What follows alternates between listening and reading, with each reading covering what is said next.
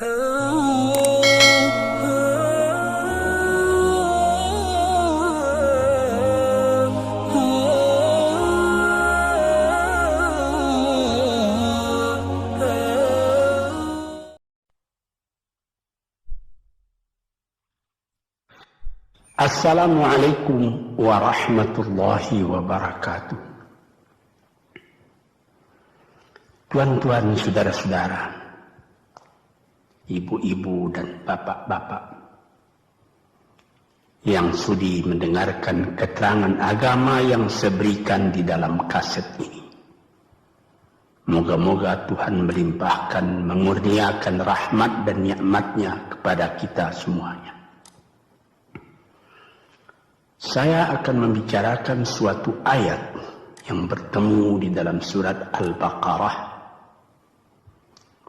Bunyinya, Allahu waliyul ladzina amanu yukhrijuhum minadh dhulumati ilan nur wal ladzina kafaru awliya'uhumut taghut yukhrijunahum minan nuri ila dhulumat. Artinya, Allah adalah menjadi pemimpin bagi orang-orang yang beriman, orang yang mempunyai kepercayaan yang teguh.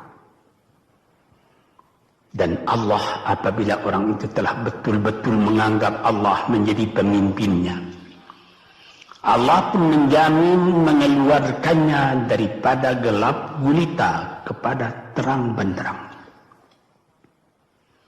Gelap gulita kebodohan kepada kecerdasan. Gelap gulita kehidupan tak tentu arah kepada tujuan yang sejati. Sebaliknya, orang yang kafir yang tidak percaya kepada Allah, maka sebaliknya yang terjadi, daripada terang benderang dia akan dipimpin oleh taghut, oleh kekuasaan-kekuasaan yang bukan bersandar kepada Allah. Dan yang demikianlah yang akan mengeluarkannya daripada terang benderang kembali ke dalam gelap gulita. Oleh sebab itu, rohani manusia itu adalah melalui di antara gelap dan terang kehidupan itu, di antara terang dan gelap kehidupan. Kalau sekiranya jasmani kita, kalau sekiranya badan kita yang lahir ini diberi cahaya oleh matahari yang terbit di waktu pagi, yang terbenam di waktu sore, rohani kita pun diberi juga terang oleh suatu yang lebih terang dari matahari, yaitu petunjuk dan hidayat Tuhan. Di dalam Al-Quran, Tuhan memberikan bujukan, memberikan jiwa besar kepada orang-orang yang beriman itu. Tuhan bersabda, La tahinu wa la tahzanu wa antumul a'launa in kuntum mu'minin. Engkau ini adalah orang yang tinggi kalau engkau tetap memegang kepercayaan kepada Allah Subhanahu wa ta'ala. Di dalam perjuangan hidup di dunia ini, perjuangan antara yang hak dengan yang batil, antara gelap dengan terang, antara keyakinan dan keraguan, manusia berjalan di sekitar itu. Di kiri dan di kanan kita berjumpalah gelap dan terang itu. Maka diberilah pedoman manusia tadi. Apa pedoman? Walaupun bagaimana hebatnya, geloranya, tofannya, alim bubunya, ombaknya dan gelombangnya kehidupan itu, manusia mesti teguh berpegang kepada iman. Sebab kehidupan di dunia itu menurut peraturannya ialah tidak ada yang tetap. Yang tetap itu ialah berubah. Berubah itulah ketetapan yang ada dalam dunia. Panas sangat terik, benar, nanti akan hujan. Hujan sangat lebat, benar, nanti akan panas. Di suatu tempat terjadi hujan yang lebat, berhari-hari timbul banjir. Iya, banjir itu tidak tiap hari, nanti dia kering lagi. Di laut pun demikian pula. Ada pasang naik, tergenang ke atas. Besok pagi air itu sudah kering lagi, surut pasang. Begitulah kehidupan di dunia itu. Itu harus kita yakini supaya kita jangan terombang-ambing dalam kehidupan itu. Kalau kita sudah mulai terombang-ambing, tahu-tahu walaupun bagaimana terangnya hari, gelap timbul dalam jiwa kita sendiri. Walaupun panas terik, kita berhujan. Hujan oleh keringat kita sendiri. Jadi yang penting di sini menjaga hati itu. Sampai Rasulullah Nabi kita Muhammad SAW, inna fil jasadi mudghatan, di dalam tubuh manusia itu ada suatu bekuan darah. Idza salahat salahal jasadu kulluhu wa idza fasadat fasadal jasadu kulluhu. Kalau ini segumpal daging baik, seluruh badan jadi baik. Kalau dia rusak, seluruh badan jadi rusak. Apakah itu? Hati. Hati. Kendali terletak dalam hati kita. Hati artinya penuh. Bukan saja berarti pada daging, tapi pada hati dari hati, isi dari hati, atau juga akal kita. Sebab itu, maka kalau satu waktu saya pernah mengajarkan doa yang mengandung 8 sifat-sifat lemah menghilangkan kemerdekaan manusia. Hari ini saya pun akan mengajarkan doa yang diajarkan juga oleh Nabi. Bagaimana menjaga hati tadi. Di situ dalam doa itu ada tersebut 4 perkara. Apa disebut? Allahumma inni a'udzubika min qalbin la yakhsha'u wa min ilmin la yanfa'u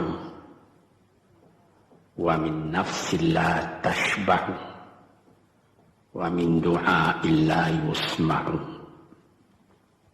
Jadi 4 perkara. Yang pertama, Allahumma inni a'udzubika min qalbin la yakhsha. Aku sangat berlindung kepada Engkau ya Allah, janganlah sampai terjadi hati saya itu tidak khusyuk lagi. Ini bahaya ini. Mulai bahaya, mengancam kepada manusia. Kalau hatinya tidak khusyuk lagi, hati khusyuk yaitu hati itu tentu jelas tujuannya kepada Allah. Allah menjadi pegangannya. Allah menjadi bentengnya. Allah menjadi ingatannya. Allah menjadi tujuannya.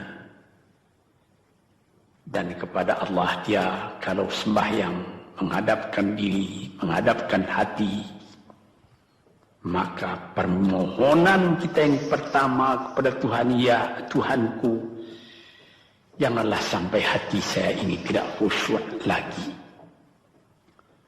Sebagai orang Islam, kita sembahyang 5 waktu. Di dalam Al-Quran dikatakan sembahyang itu ialah khusyuk, terpadu ingatan kepada Tuhan. Tapi kalau kita sudah, hati itu sudah mulai ditumbuhi penyakit, walaupun sembahyang, mulai sejak Allahu Akbar, pikiran sudah menjalar kepada yang lain. piutang belum menerima, utang belum terbayar, makanan belum masak, macam-macam lah yang teringat. Padahal kita dalam sembahyang. Ini apa arti sembahyang tadi lagi? Ini sudah mulai berbahaya ini. Banyak orang yang tidak meninggalkan sembahyang, tapi tidak ada bekas dari sembahyang itu kepada kehidupannya. Di dalam sembahyang kita baca inna salati wa nusuki wa mahyaya wa mamati lillahi rabbil alamin. Sesungguhnya sembahyangku dan ibadatku dan hidupku dan matiku sama sekali terserah kepada Allah. Ini dirasakan dalam hati, bukan cuma disebut di dalam mulut. Sebagaimana dikatakan, bukan jadi lip service sebagai seput tangan penggosok-gosok mulut, bukan begitu. Yang dari hati. Kalau sudah dari hati yang khusyuk, ini berbekas kepada kehidupan. Aku tak takut menghadapi segala keadaan dalam hidup sebab hatiku bertali dengan Tuhan. Dari Tuhan aku datang, kepada Tuhan aku akan kembali. Ini namanya hati yang khusyuk. Tapi kalau sekiranya bacaan tetap fasih tapi tidak ada lagi dari hati, melainkan rutin saja. Mayang 5 waktu sehari semalam, tapi tidak merubah kepada perangai, tandanya sembahyang tadi tidak khusyuk. Ini yang pertama kita minta kepada Tuhan. Janganlah sampai kita mempunyai hati yang tidak khusyuk, hati yang tidak teringat kepada Allah. Kalau hati tidak ingat lagi kepada Allah, maka segala pekerjaan yang terlarang sudah ringan saja kita mengerjakan. Menipu, berdusta, membujuk orang lain mengerjakan perbuatan yang salah, mencela, memaki, itu karena tidak ingat kepada Allah, cuma ingat kepada diri sendiri saja. Ini yang pertama. Yang kedua dikatakan wa min ilmin la yanfa', dan aku berlindung kepada Engkau ya Allah daripada ilmu yang tidak memberi manfaat. Padahal disebutkan oleh ahli-ahli ilmu yang memberi manfaat itu membawa manusia kepada iman. Al-ilmu yad'u ilal iman, ilmu itu membawa manusia kepada iman. Sekarang sudah ilmu banyak tapi tidak membawa kepada iman, melainkan membawa kepada celaka. Sudah maju kepandaian orang, ilmu, pengetahuan orang, teknologi orang, sains orang, knowledge orang, dan segala macamnya. Tapi tidak ada manfaatnya kepada manusia. Cuma bahaya karena ilmu tadi yang datang kepada manusia.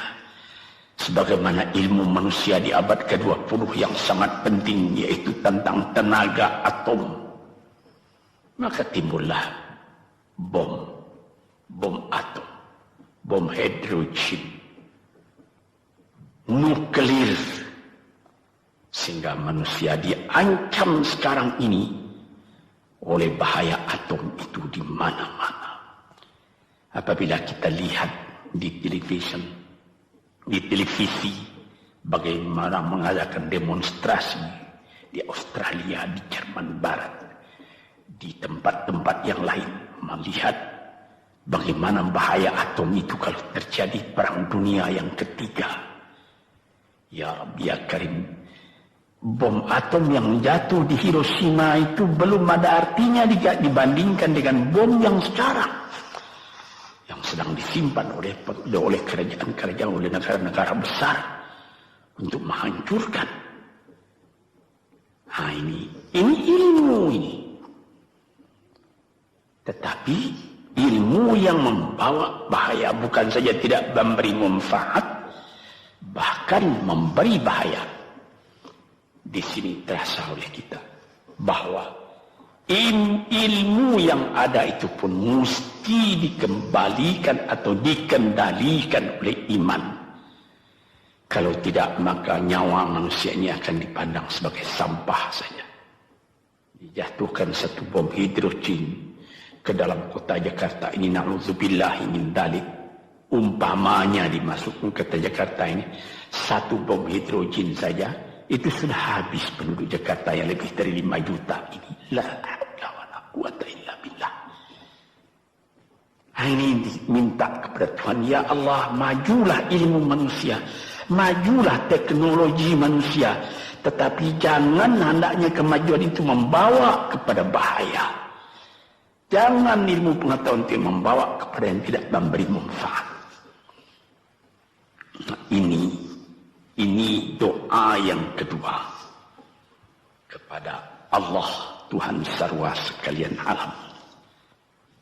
Yang ketiga disebut lagi, wa min nafsin la tashba'u, dan aku berlindung kepada Allah daripada nafsu, daripada diri, daripada ego, daripada tiap-tiap masing-masing diri ini yang tidak merasa kenyang. Ini juga bahaya besar. Inilah yang menimbulkan penjajahan di dunia. Inilah yang menimbulkan, disebut dalam bahasa Arab, al-ghazwul fikri, penjajahan. Sesudah Perang Dunia Kedua sudah banyak negeri-negeri yang merdeka, tetapi sekarang timbul lagi penjajahan baru. Apa? Penjajahan fikiran.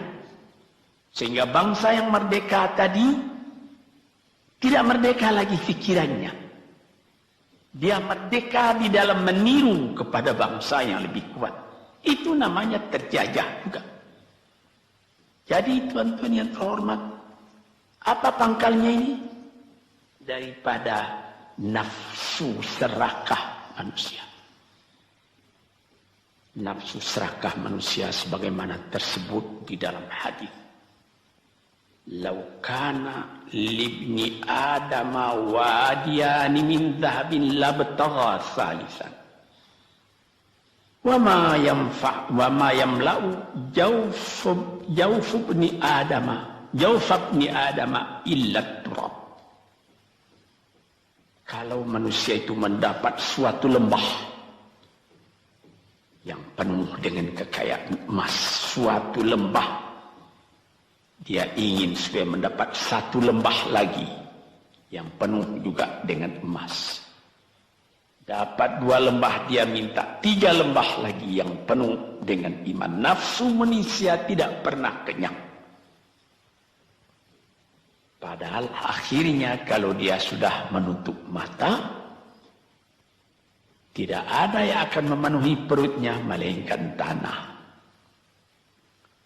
Saya teringat akan cerita yang disampaikan oleh Graf Leo Tolstoy, pujangga Rusia yang terkenal,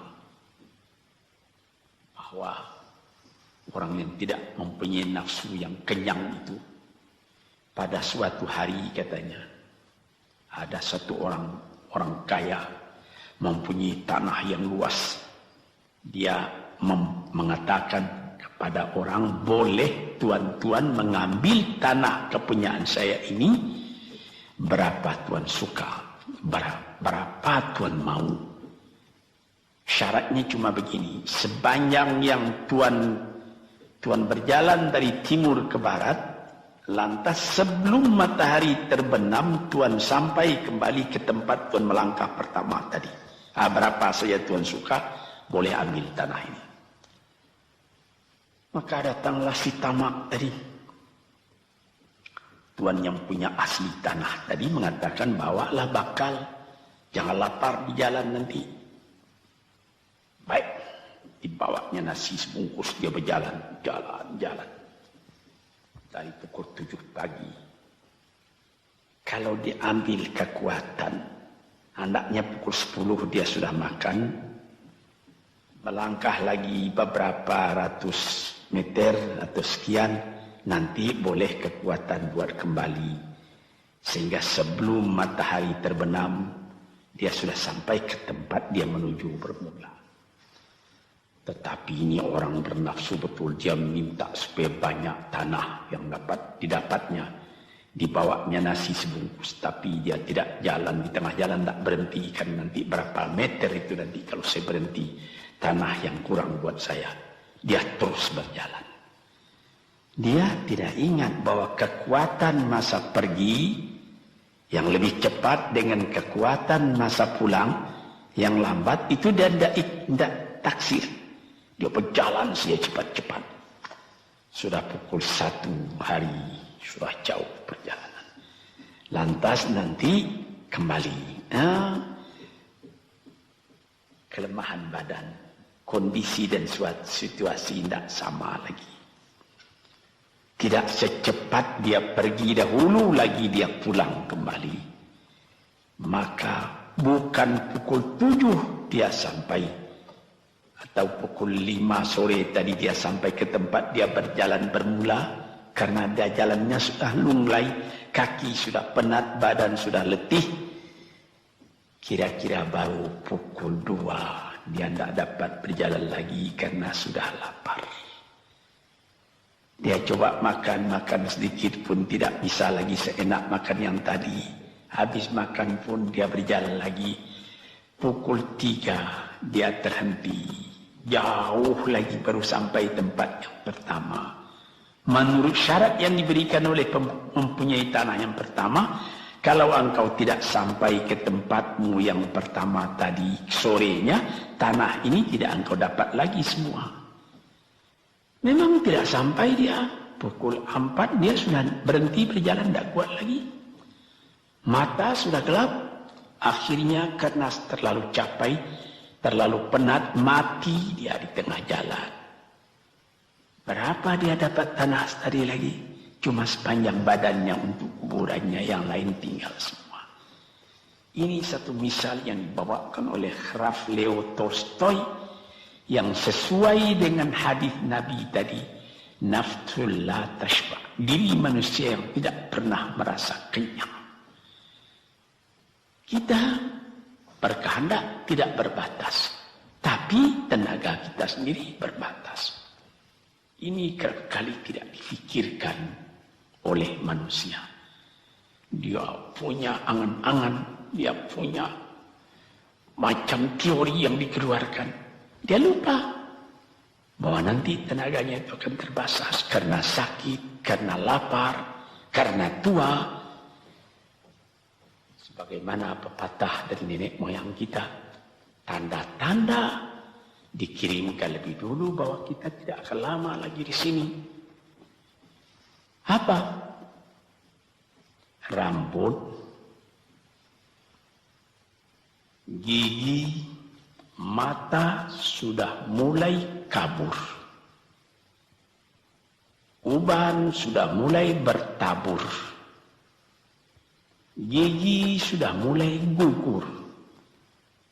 Kulit sudah mulai kendur. Kalau mata sudah kabur, uban sudah bertabur, gigi sudah gugur, kulit sudah kendur, sudah 4 perkara. Yang kelima ialah pintu kubur. Nah, ini kerap kali manusia lupa yang demikian. Sebab itu dikatakan, ya Tuhanku, janganlah sampai aku ditumbuhi oleh penyakit nafsu yang tidak mau kenyang-kenyang itu. Nah ini, kemudian itu timbul lagi doa yang keempat. Disebutkan di situ, wa min du'a illa yusma'. Ini lebih berbahaya lagi. Ini sudah puncak dari bahaya. Apa artinya?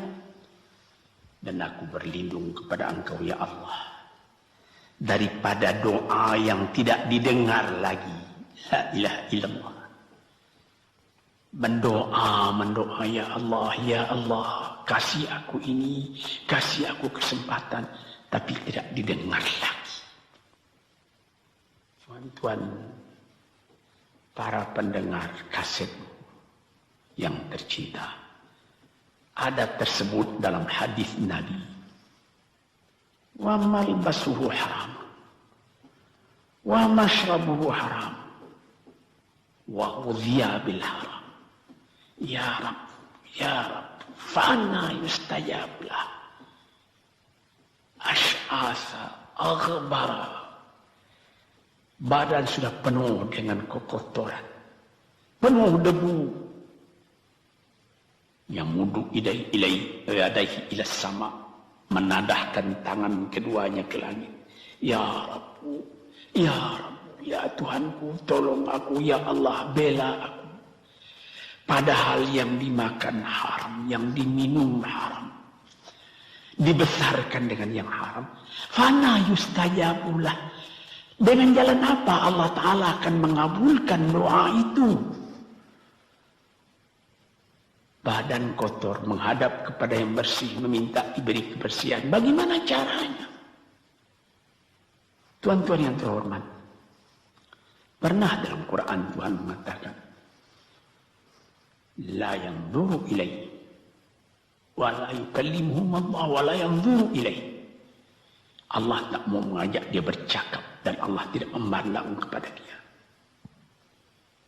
Saya sendiri dengan segala kerendahan hati mengatakan bagaimana beratnya kita bertemu dengan seorang orang besar. Lalu dia mengulurkan tangan kepada kita. Tapi mata kita tidak dilihatnya. Sengsara rasanya. Bagaimana dengan Tuhan kalau Tuhan tak mau melihat kita? Nah, sebab itu para pembaca, pendengar kaset yang tercinta, berdoalah kepada Tuhan supaya hati kita selalu terbuka.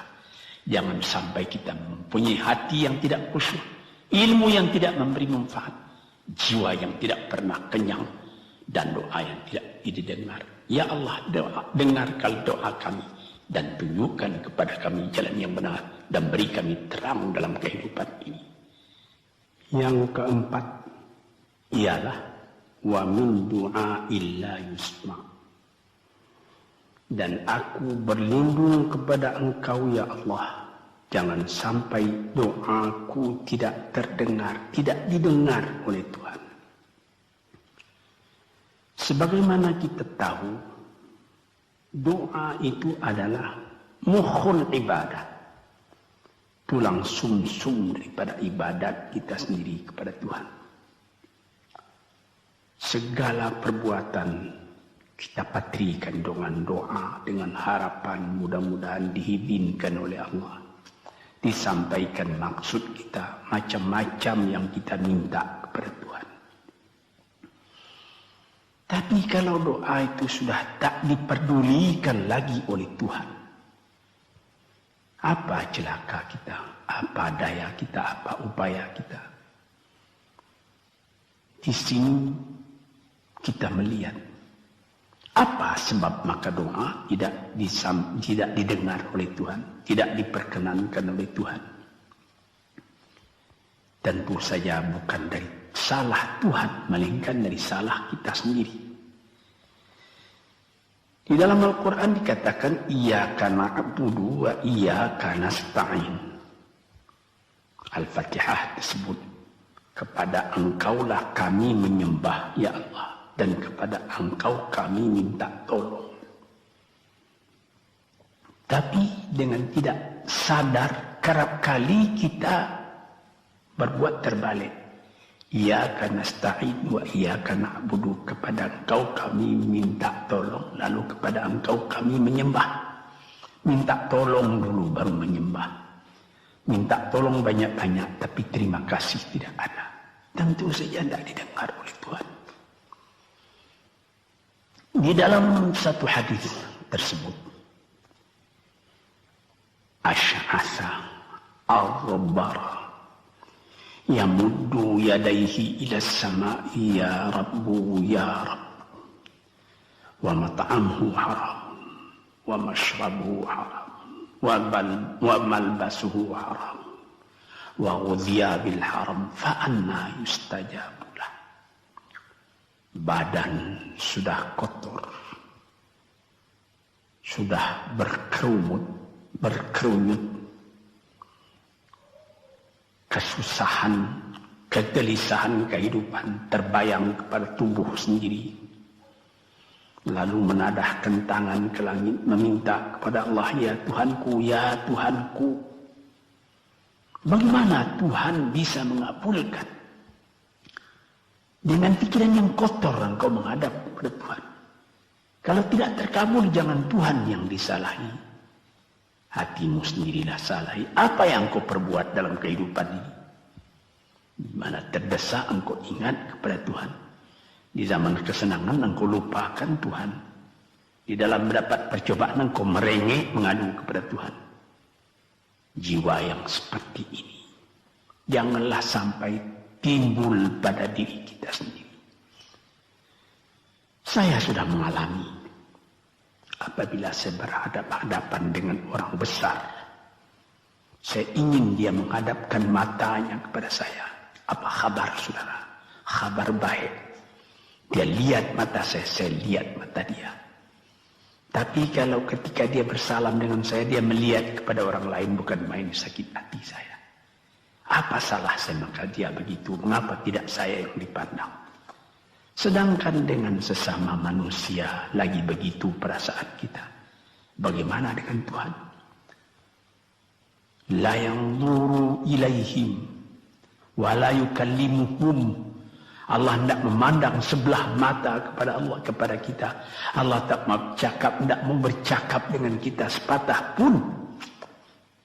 Langit mana tempat kita bernaung, bumi mana tempat kita berpijak kalau sudah demikian keadaannya. Nah, ini yang dijaga Tuhan-Tuhan yang terhormat dalam doa keempatnya itu. Hati janganlah sampai tidak khusyuk, ilmu janganlah sampai tidak memberi manfaat. Nafsu janganlah sampai tidak kenyang, dan doa janganlah sampai tidak didengar. Saudara-saudara, moga-moga Allah memberikan kepada kita hati yang terang. Sebagaimana ayat yang mula-mula saya sebut tadi, Allahu waliyul ladzina amanu yukhrijuhum minadh-dhulumati ilan nur. Allah lah jadi pemimpin bagi orang yang beriman, sehingga dari gelap gulita dibawa dia oleh Tuhan kepada terang benderang. Walladzina kafaru, tetapi orang-orang yang sudah tidak ada kepercayaannya kepada Tuhan. Auliya'uhumut taghut, yang menjadi pemimpinnya bukan Tuhan tapi setan. Dia akan membawa orang itu daripada terang benderang ke dalam gelap gulita. Kita jadi meraba-raba dalam gelap kehidupan. Dalam meraba-raba itu masih ragu entah kemana akan pergi. Maut pun datang. Gelap selalu. Di dunia gelap, di akhirat pun gelap. Na'udzubillah min dzalik. Hadirin yang terhormat, para peminat kaset ini, moga-moga semuanya ini menjadi kenang-kenangan kepada Tuhan di dalam perjalanan yang jauh, di dalam keistirahatan hidup, sehingga mendapat ketetapan hati dan tumakninah. Assalamualaikum warahmatullahi wabarakatuh.